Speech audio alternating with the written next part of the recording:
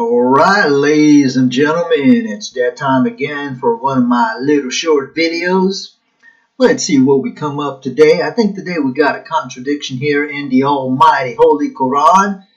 Let's take a look at chapter 2, Surah Al-Baqarah, verse number 285. Believe the messenger and what we revealed to him from his Lord, and the believers all believed in Allah and his angels, in his books, and his messengers. Not we make distinction between any of his messengers. And they said, we heard and we obeyed. Grant us forgiveness, our Lord, and to you is the return. So apparently there's no distinction between messengers. But is that true? In the same chapter, we go to verse 253? Here we go.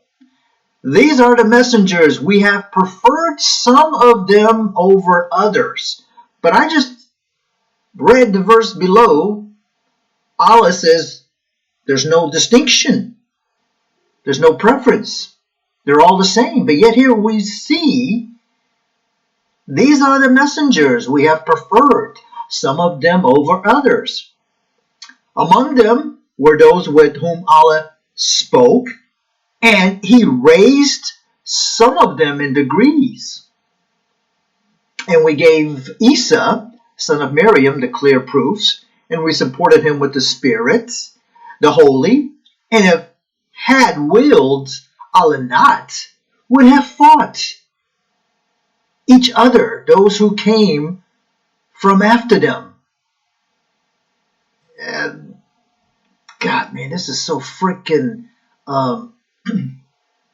incoherent. It's not even funny. But anyway, I'm not going to read this whole incoherent paragraph.